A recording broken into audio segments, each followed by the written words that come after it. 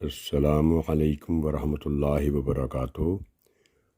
آج ہم سورہ الحمزہ کی آیت نمبر 5، 6 اور 7 تین آیات کی ترتیل کے ساتھ پریکٹس کریں گے۔ اعوذ باللہ من الشیطان الرجیم، بسم اللہ الرحمن الرحیم۔ کلا، تو یہ دونوں ساؤنڈ تھن ساؤنڈ یعنی باریک آواز والے ساؤنڈ ہیں، انہیں کلا کر کے نہیں پڑھیں گے۔ کلا، آگے آپ دیکھ رہے ہیں کہ نون ساکن کے اوپر چھوٹی سی میم ہے، تو یہاں پر نون ساکن سائلنٹ ہوگا کیونکہ اوپر میم ہے، اس کو پڑھا جائے گا، لیکن میم کے بعد با ہے تو میم پر ہم 2 سیکنڈ گنا کریں گے۔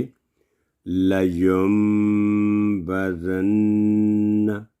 نون مشدد پر 2 سیکنڈ گنا، لیکن اس کی فتح کی آواز 1 سیکنڈ لمبی نہ ہو، زنّا نہ ہو جائے۔ لَيُنبَذَنَّ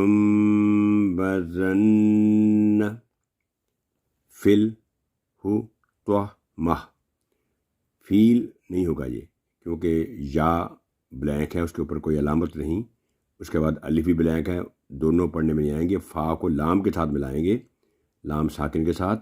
فل، اس کو فل بھی نہیں کریں گے، لام ساکن کو لمبی نہیں کریں گے۔ فل ہوتا ماہ، کلا لَيُنبَذَنَّ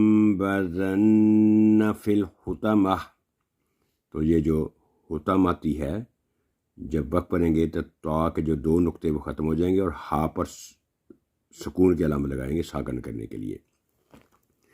وما، الف کے اوپر مد صغیر ہے تو اس کی آواز 3 سے 4 سیکنڈ آواز لمبی کرتے ہیں جب مد صغیر ہو۔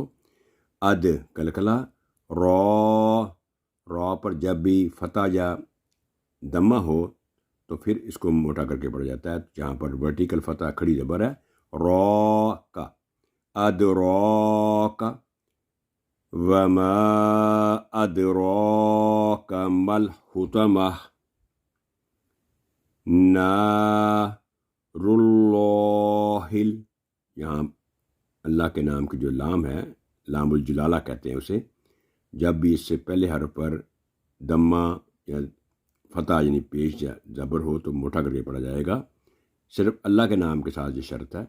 نار اللہ مو، اب دیکھ سکتے ہیں کہ میم پر پیش کی علامت ہے دمہ اور واو پر جزم ہے، تو جو 2 سیکنڈ آواز لمبی ہوگی۔ مو قدہ، یہ مو قدہ نہیں ہوگا۔